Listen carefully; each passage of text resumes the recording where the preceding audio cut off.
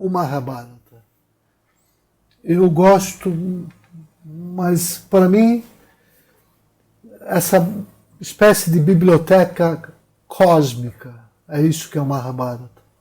Alguém já disse que o que não estiver no Mahabharata não está em lugar nenhum. Então não é de se estranhar que o texto, segundo alguns, tivesse crescido ao longo dos anos, né? Porque ele tem esse caráter enciclopédico. Só que ele cresce de uma maneira lógica e coerente dentro de uma lei genética de crescimento, né? Que respeita a sua essência mais pura, que é aquela revelada na Bhagavad Gita. Né? Então, o que é o Mahabharata? Tem vários níveis de leitura. Eu vou falar para mim. A primeira coisa que o texto me aponta, né? É que ele se apresenta para mim como esse grande jogo de xadrez da consciência política de um tempo, de uma era, de um planeta. De um lado, você tem, aliás, aí a atualidade do texto, isso que a gente chama de corrupção da lei, da justiça, do senso ético, do senso religioso, do senso de espiritualidade. Todas essas palavras a gente traduz por Dharma. Então, de um lado você tem a corrupção do Dharma. E de outro lado, você tem a manifestação de um avatar que se propõe a reintroduzir a essência mais pura desse mesmo Dharma. Né? Daí a expressão Shuddha Dharma, a essência mais pura desse mesmo Dharma. Do que é que trata o Mahabharata? Trata de muitas coisas, mas eu vou ficar com algumas questões atuais que o texto nos remete, utilizando a terminologia mais do nosso tempo, do mundo ocidental. Primeira grande questão. O Mahabharata trata da filosofia do ser e da política do amor. É assim que eu vejo isso. E é disso que eu vou tentar falar ao longo dessa nossa interação aqui, nesse vídeo. Quem é que representa essa filosofia do ser e essa política do amor? Obviamente Krishna. Representa o Shuddha Dharma, que ele vem trazer ao mundo, que ele vem introduzir ao mundo, que ele vem revelar ao mundo. E quem é que representa o outro lado do tabuleiro de xadrez, né? Para quem já leu a Gita, ou para quem conhece os personagens do Mahabharata, né? Aí está representado Shakuni. A gente vai falar sobre ele mais tarde. Shakuni representa o Adharma, representa a corrupção. Né? Então, o Mahabharata é como se fosse um jogo de xadrez, onde jogando, de um lado está Krishna e do outro lado está Shakuni. Esse é o grande embate entre a pureza do Dharma e a corrupção do Dharma. Entre a corrupção, basta essa palavra por si só, que já diz tudo, e do outro lado, sobre a via ética, da essência do Dharma. Né? Para fazer essa batalha, né, o Krishna não toma parte da batalha, isso que é interessante. Né? Mas ele é o grande jogador. assim como o Shakuni é o jogador do outro lado. Né? Então, esse é o primeiro tema. Eu falei que ia falar de 7 temas. O segundo grande tema, que o Mahabharata antecipa em relação à tradição ocidental, é a questão do rei filósofo, colocado por Platão. O rei filósofo, Dharma Raja, em sânscrito, que é defendido pelo Senhor Krishna, se chama Yudhishthira, aquele que é amante da verdade e do conhecimento e é incapaz de fazer inimigos. Uma terceira questão que aparece no Mahabharata é a questão da igualdade racial. Cabe lembrar que o Senhor Krishna é negro, azulão. A própria palavra Krishna significa, dentre outras coisas, exatamente isso. E o interessante é que o seu discípulo, por assim dizer, né, Arjuna, aportuguesando, como já faz quase parte do português, melhor falar as palavras como nós falaríamos em português. Arjuna significa prateado, brilhante. Né? É o termo que vai dar no latim argento e que na tabela periódica dá o símbolo Ag, que é o símbolo para prata. Bom, esse foi o terceiro grande tema, questão da igualdade racial.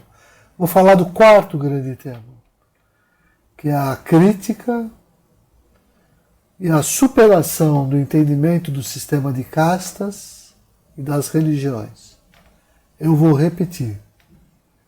A crítica e a superação do entendimento do sistema de castas e disso que hoje, modernamente, nós entendemos como constituindo as religiões. Bom, vou dar 3 exemplos para quem já conhece o texto, onde a gente pode tratar dessa questão. O primeiro é Karna.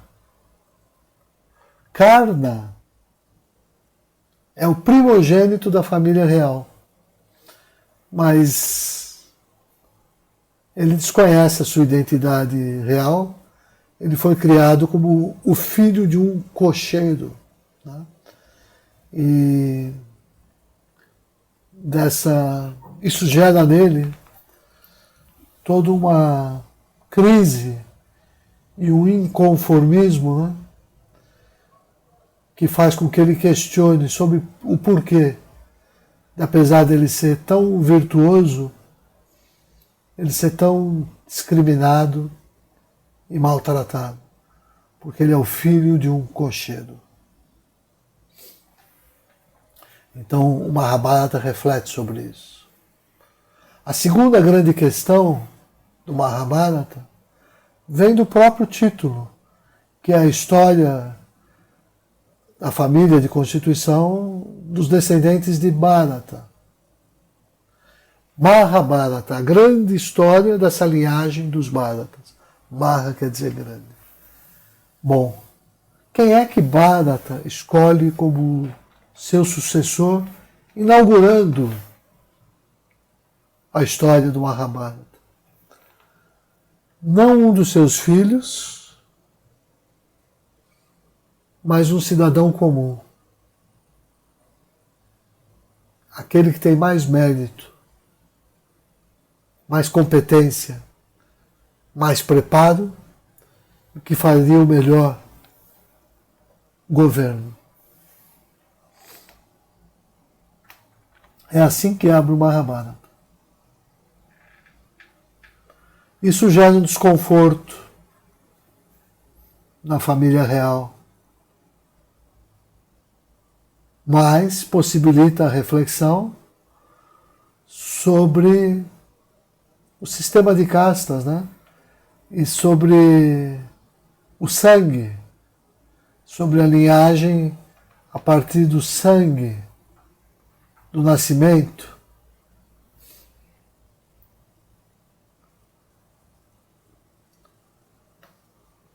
Bharata escolheu um cidadão comum. Assim que abre o Mahabharata. Bom, agora outra questão. Krishna. Quem é Krishna no Mahabharata? Não estou interessado como ele é retratado em outros textos, muito menos em textos medievais. Estou falando do Krishna do Mahabharata.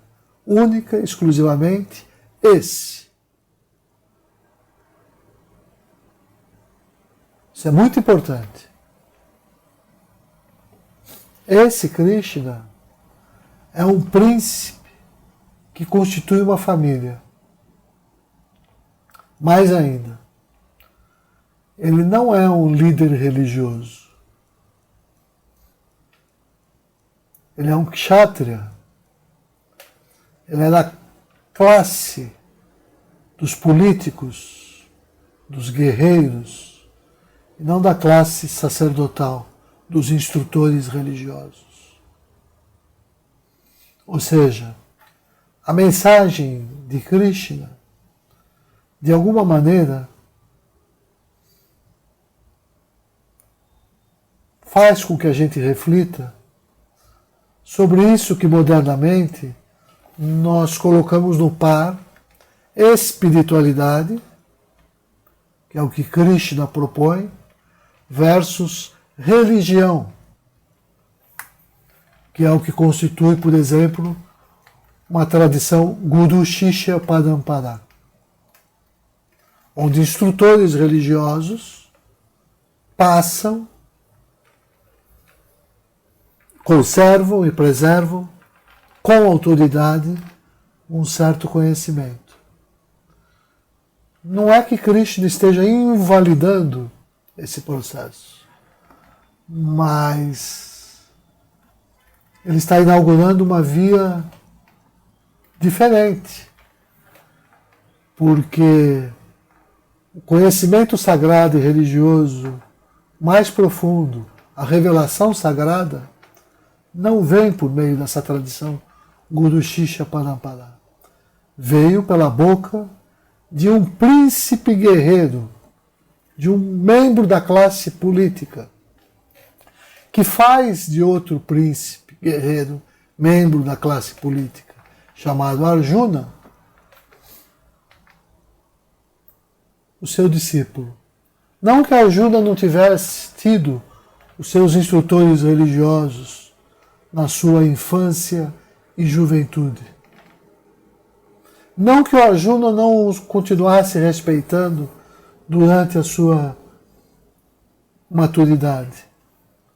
No entanto, é em Krishna que ele encontra a essência mais pura do conhecimento sagrado. É dessa essência que Krishna trata no Mahabharata, e esse tratamento nada mais representa do que uma crítica que leva ao entendimento e à superação do sistema de castas, tal como era entendido por ocasião do Mahabharata. Mahabharata, nesse sentido, é um texto diferente do Ramayana, que é, por excelência, o texto que melhor representa o hinduísmo e a tradição. É um texto, por excelência, religioso, que privilegia todo o entendimento de todas as formas de religião. Ramayana. O Mahabharata é um pouquinho diferente. Ele é provocativo. Ele é crítico. Porque ele não é um texto de religião. Ele é um texto que vai à essência do sagrado, vai ao Shuddha Dharma, e, portanto, se expressa como um texto filosófico.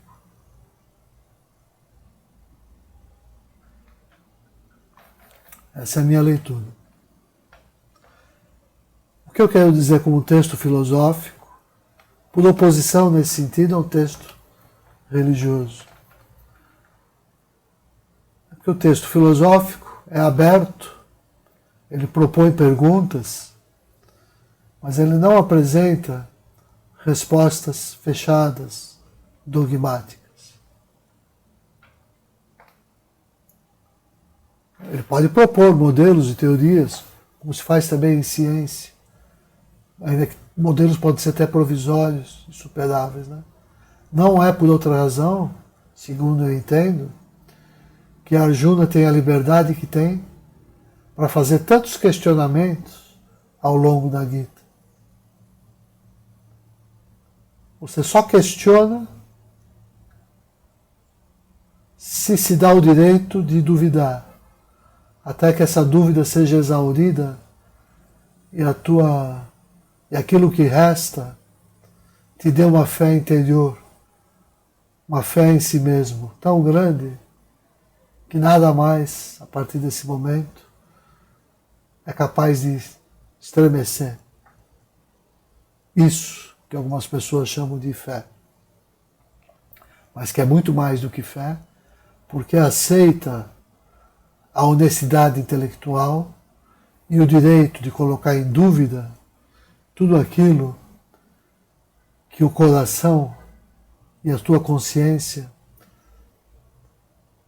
não consigam perceber como verdadeiro. Que é como faz a filosofia, não como fazem, em geral, as religiões. Bom, essa foi a quarta grande questão que está presente no Mahabharata, que é o texto onde se revela o Shuddha Dharma. Qual é a quinta grande questão? A quinta grande questão envolve as questões de gênero, inclusive de mudança de sexo. Muitas pessoas vão ficar surpresas de saber que no Mahabharata um personagem muito importante que toma parte na batalha do lado de Krishna se chama Shikandi. Ela nasce mulher, mas muda de sexo e luta na batalha como Shikandi. Não como Shikandi, que é o nome dela feminino, mas passa a ser Shikandi, que é o masculino. Ela muda de sexo e vira um guerreiro. Essa questão é tratada no Mahabharata. E também todas as reflexões do porquê disso ter sido assim. Uma outra questão muito problemática, principalmente nos dias de hoje, tem a ver com Arjuna. Poucas pessoas teriam coragem de dizer que ele, no Mahabharata, quando perseguido, precisou viver, como é que eu vou chamar?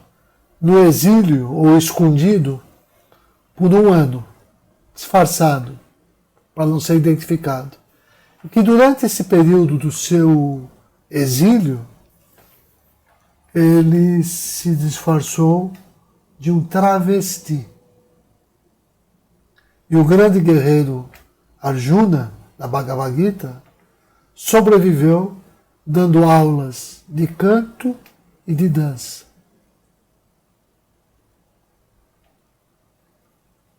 Essa é a quinta questão do Mahabharata. A sexta, que é muito cara às pessoas da área de antropologia, sociologia e outras ciências humanas, né? A questão do feminismo, da poliginia e da poliandria. Draupadi,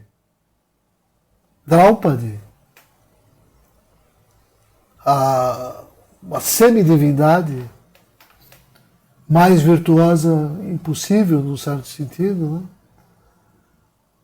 Se casou com os 5 príncipes herdeiros, incluindo-se aí Arjuna, seu primeiro marido. Então Draupadi tinha 5 maridos.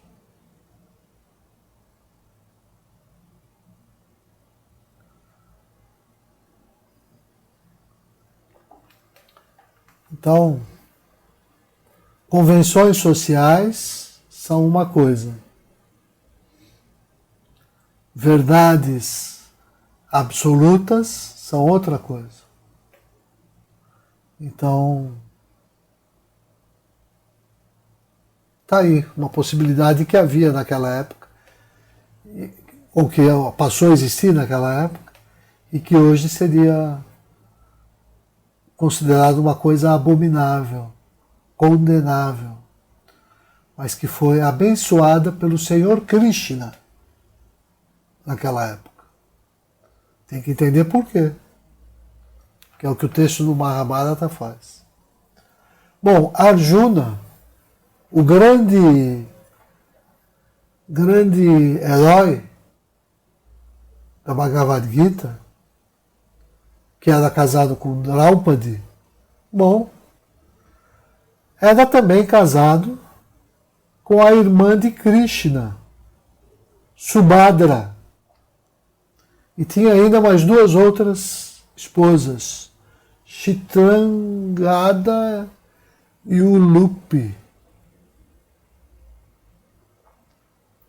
Isso me leva ao 7º e último tópico que eu considero relevante e que está presente no Mahabharata. A corrupção. O que é corrupção também não é algo que pode se tomar como um absoluto. Vai ser sempre algo relativo à nossa consciência de corpo, consciência de corpo social, de nossa inserção dentro do plano cósmico. Então, são esses os temas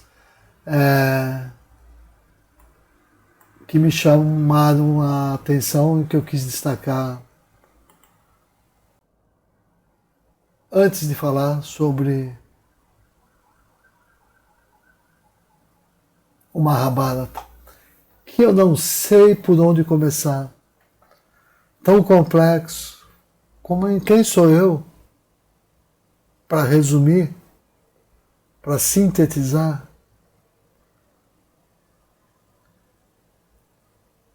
o maior poema cósmico, o maior texto da história da humanidade. Mas eu preciso falar, porque essas questões que eu estou levantando e que expressam aquilo que eu entendo constitua o Shuddha Dharma, isso ainda não está de todo revelado para o mundo. Não são informações que, se você fizer uma pesquisa no Google, você vai encontrar. Não são informações que, se você perguntar até para os estudiosos, você vai encontrar com facilidade. Esse é um modo muito próprio de se apresentar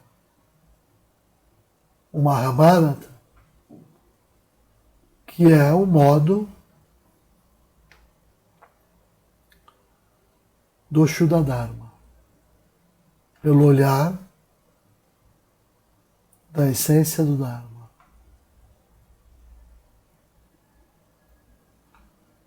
Como é que eu vou começar? Já que eu falei de Draupadi Eu vou começar por ela. Depois eu volto para o texto em geral. Vou falar de um episódio primeiro do Mahabharata, que é para exemplificar. Quem é Draupadi? No Mahabharata, a princesa Draupadi, ela estava destinada a ser esposa dos 5 príncipes. Bom, seu próprio nascimento é óbvio que é uma mistura de história, mitologia, poesia. Podemos esquecer que nós estamos falando de um poema cósmico. Ela surge do fogo sagrado, do fogo ritualístico. Draupadi não teve infância. Ela não se recorda nem de sua origem divina. Ela saiu madura e adulta do fogo.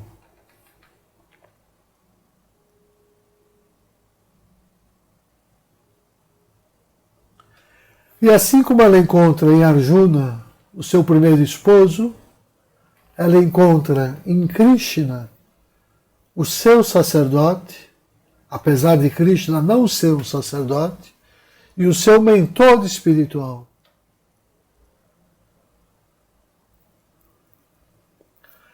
Draupadi sente admiração pela autoridade espiritual de Krishna, não pela sua patente religiosa.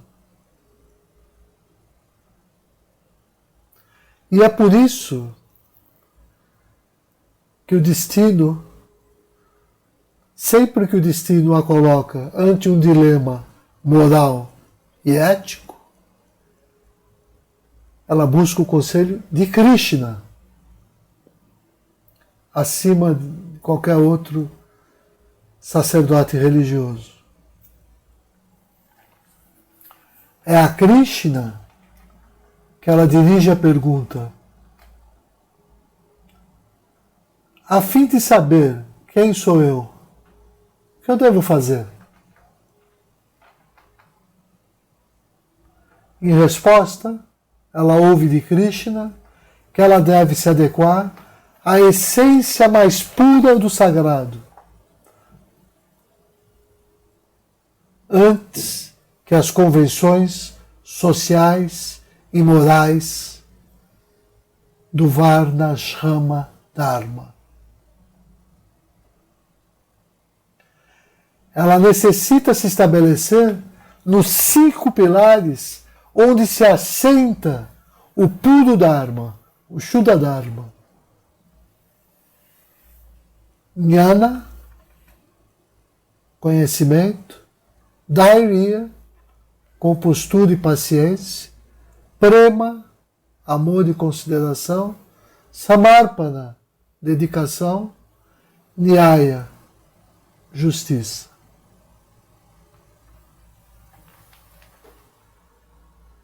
Krishna dá de presente a Draupadi 5 pedras de cristal azul que representam esses 5 fundamentos do Shuddha Dharma, do puro Dharma.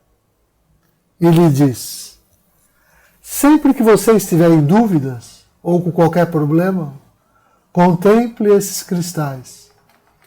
Eles simbolizam os 5 pilares do puro Dharma.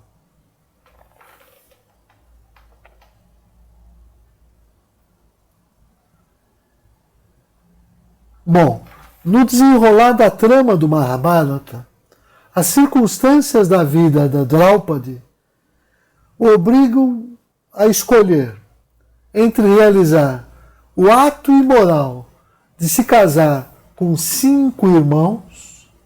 Era imoral naquela época. Ela está entre a cruz e a espada.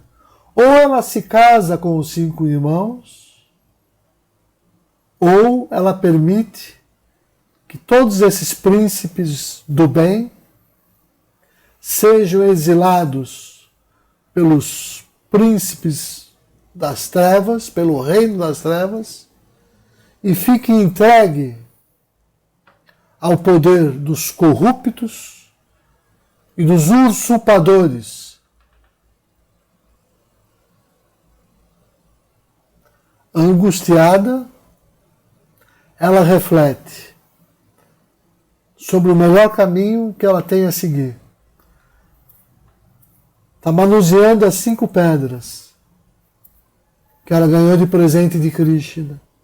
E logo ela tem um pressentimento, uma intuição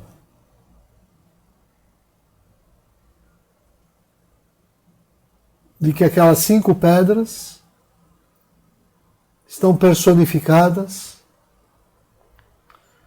naqueles 5 irmãos e que aquele estranho casamento poliândrico simbolizaria também o seu casamento com os 5 pilares do Shuddha Dharma.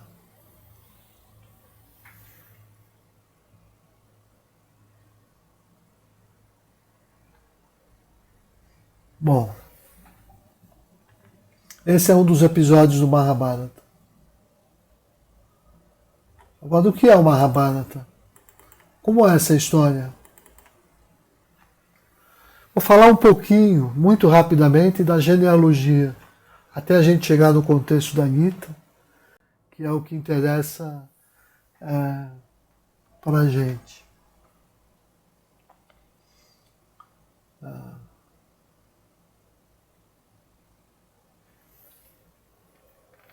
Tudo começa com o rei Dushyanta e sua esposa Shakuntala.